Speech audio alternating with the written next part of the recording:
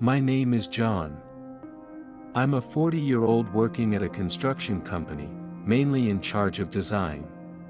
I've been married to my wife, Sarah, for 15 years. She was my high school classmate. We've been through fertility treatments for a long time but haven't been blessed with children. The treatments were covered by insurance, so they weren't too expensive. However, Sarah would spend a lot on supplements, chiropractic treatments, special waters, and foods if she heard they might help with fertility, which ended up being quite costly. Today is my ovulation day.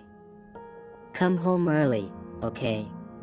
That was a monthly occurrence, and when it turned out she wasn't pregnant. Why not? We've tried so hard. She would burst into hysterical anger. She'd lock herself in the bathroom to cry, and when she came out, she would lash out at me. It's your fault for having bad sperm. How can you be so calm when I'm going through such pain? I felt like a human punching bag. I thought maybe a life without children wouldn't be so bad. But I was afraid to voice that thought. I was walking on eggshells, trying not to upset Sarah. Then one day, it all came to an abrupt end. I've had enough. This isn't getting us anywhere. If that's what you think, Sarah. I was nervous, thinking a wrong response might trigger her to say, "So you never wanted kids in the first place?" If that's your attitude, no wonder we couldn't conceive. But Sarah's response was different. Yeah, I'm tired of this. I was relieved she wasn't angry. After that, Sarah stopped all fertility treatments and started going out more. I've been saving money for the treatments, and there were many things I wanted to do. I want to live more freely now. That seemed reasonable, and I didn't say anything. But I would come to deeply regret the choices I made after that. 3 months after Sarah started going out more, an incident occurred. I had entrusted her with my bank book, and we used it to manage our living expenses. I was also investing in stocks and had side jobs, so I managed my pocket money from those, but occasionally, I would check the bank book Sarah held to tally our finances. When I asked for the bank book as usual, Sarah strangely wouldn't hand it over. Oh, I forgot. A stray dog took it the other day. I thought that was a complete lie. However, nowadays, you can check withdrawal histories on smartphones or computers. So, I reluctantly checked the bank account online and found that about $50,000, which I had deposited, had been withdrawn over these 3 months, leaving only a small balance. We never spent this much even during the fertility treatments. Confused, I decided to ask Sarah directly. I approached her while she was relaxing at home. "Hey, isn't the bank account balance odd?" What? You checked on it? "It's my bank account. I checked online." That's so sneaky, isn't it? "Sneaky? What do you mean? Can you explain why you spent so much?" No, I can't. "What?" It's my reward for all the hard work, isn't it? I can spend as much as I want. "Money has limits." Then you should just earn more. "That's absurd." Don't you feel sorry for me? "That's a different issue, isn't it?" Our conversation went in circles and got nowhere. Suddenly, Sarah made a phone call and started talking to someone on the other end. Yes, please come. After hanging up, she said, If you're going to blame me this much, I'll take action too. "What do you mean?" Why was Sarah so defiant despite using up the money? Puzzled, I waited as she had told me to, just wait. Suddenly, the front door swung open, and heavy footsteps echoed down the hallway. Jake. The man who appeared in front of us was a burly young man. He glared at me, already in a confrontational stance. Listen, Jake. This guy says he won't give any more money. Please talk some sense into him. Talk some sense.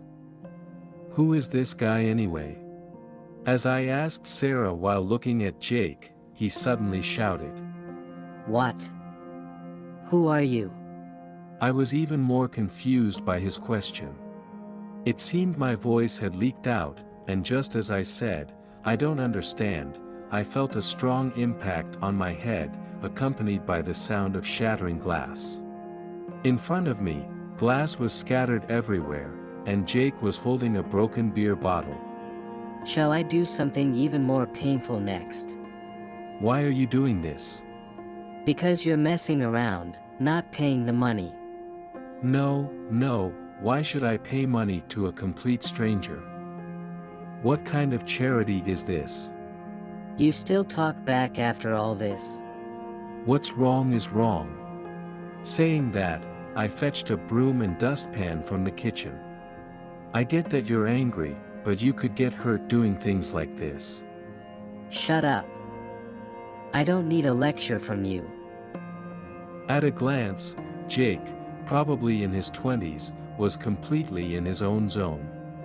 From their conversation so far, it was clear that Sarah had been financially supporting Jake, using my money. And now that they thought I wouldn't pay anymore, they seemed ready to resort to force.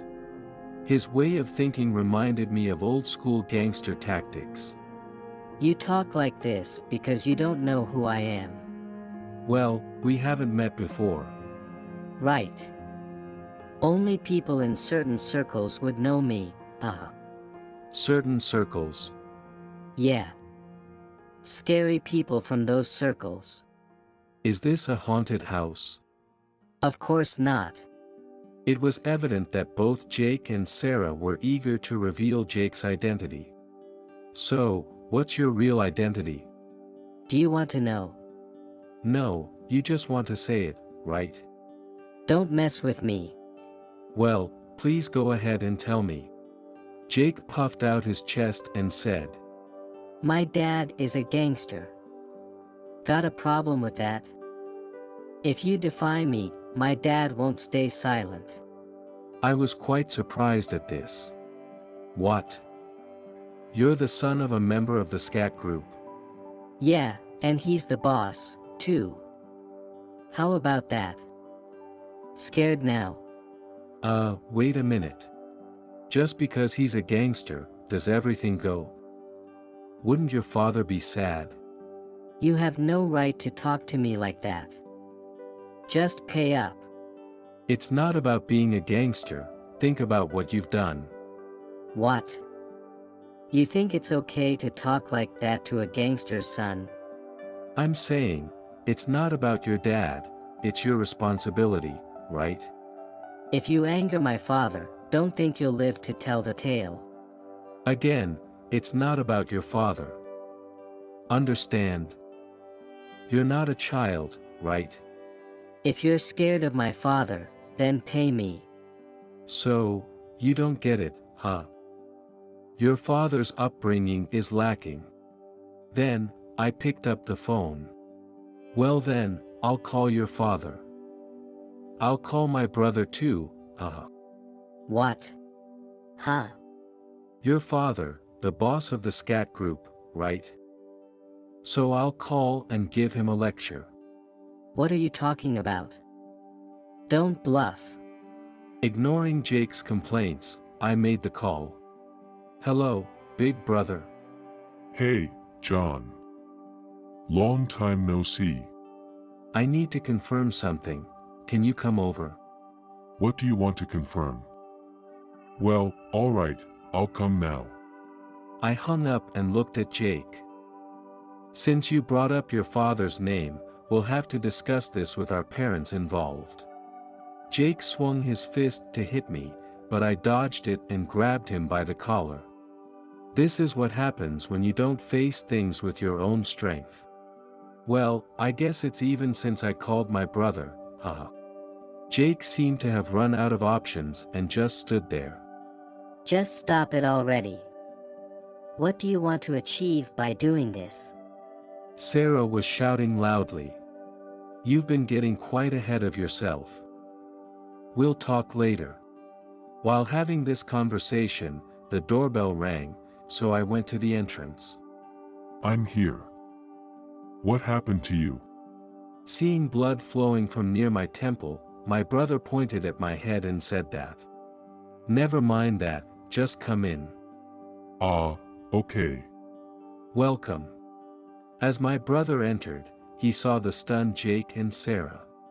Jake didn't recognize my brother's face, but his appearance alone must have made it clear that the person in front of him was no ordinary man.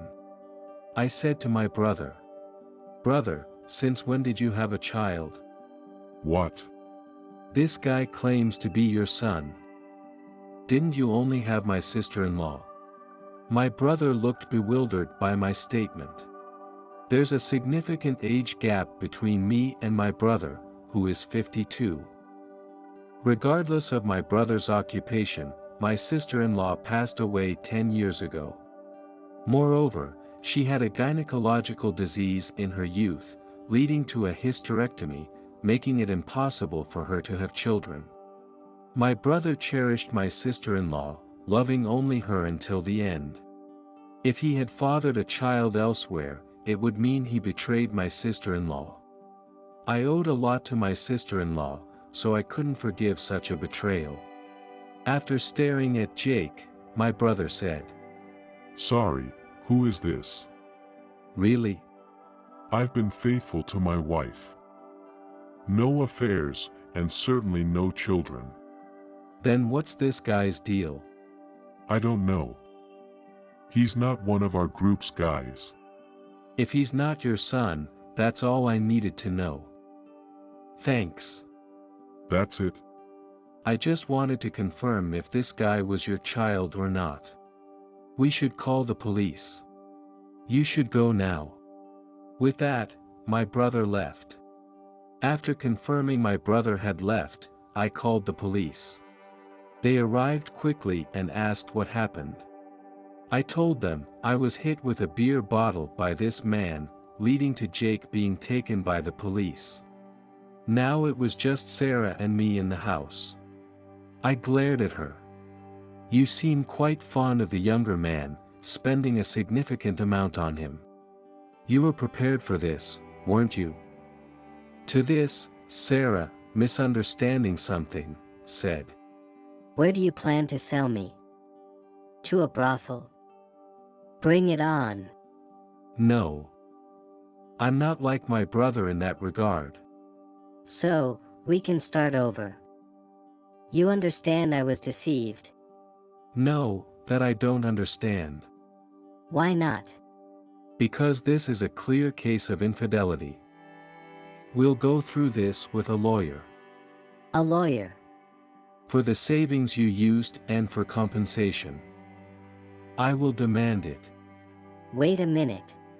What?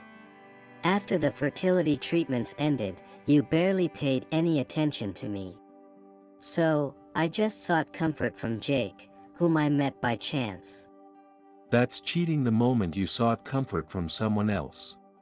I wanted to regain confidence as a woman, to feel that I still had it. This is troublesome. See? You're reconsidering, right? No, I'm not. Why not? Look, you were defending Jake a moment ago, acting as if you didn't care about me. I wasn't. Then why didn't you call the police immediately when I was injured? That's You thought I would get scared and pay up. not it. Enough already. Whether my brother is involved or not doesn't matter. I will deal with you my way. Wait for the lawyer's call. With that, I kicked Sarah out of the house, closed the door, and put on the chain. She made a scene outside for a while. You can't keep someone who cheats and squanders money in the house. I said this, and the neighbors looked at Sarah, murmuring among themselves. I watched from the window next to the entrance, waiting for her to leave. Thus, the first act of my divorce drama concluded. After being arrested, Jake was quickly released by the police. I was preparing to claim damages, but Jake suddenly disappeared. I wasn't blamed much, and I escaped the gangsters, so that's good, However, upon leaving the police station, a black van appeared, capturing Jake and taking him away. My brother was at the location Jake was brought to and reportedly said, Did you think you just walk free? Using my name and even hurting my brother. You think I just let it go? Take him away. With that, my brother's men took Jake somewhere. Likely to a dangerous job. I learned about this when one of my brother's men came to report. I haven't seen the boss that angry in a long time. It must have been scary for you too. Usually, he's gentle. Recently, he's been involved in rescuing stray dogs and cats, happily spending his days with them. My brother started doing that. Oh, the boss made some postcards. Would you like one, John? He's really running a charity, huh? My brother has always been too serious about animals. Apparently, he joined the current group because he adored the boss's dog more than anyone else. As for Sarah, she was billed for $30,000, including alimony and the misused funds. With no savings, she apparently tried to raise money quickly by applying to various adult entertainment establishments. Sarah was showing her age. She looked worn out, not a beauty or particularly attractive. She was promptly rejected by many, being told she was too old. Despite the rejections, she continued to apply to different places. One night, she ran into my brother in the entertainment district and begged him. Please help me. I need a job. I'll do anything. It seems Sarah pleaded like that. But my brother simply said, Old women don't bring in money. Sorry, but you're not getting hired in our world. It appears she was rejected after being told that. She ended up working part-time at a supermarket, paying off her debts in installments, but she's constantly reprimanded by her superiors for her incompetence. I became aware of this situation when I heard shouting at the supermarket I visited. You've aged and can't do anything right, they said, and when I looked, it was Sarah being scolded. I left the supermarket without finishing my shopping. I continue to work hard, while my brother lives quietly. He talks about wanting to retire peacefully. When I retire, I'd like to relax in the highlands. He's planning to build a house in the mountains and live with dogs and cats. Until then, I hope both my brother and I can live our lives healthily and peacefully.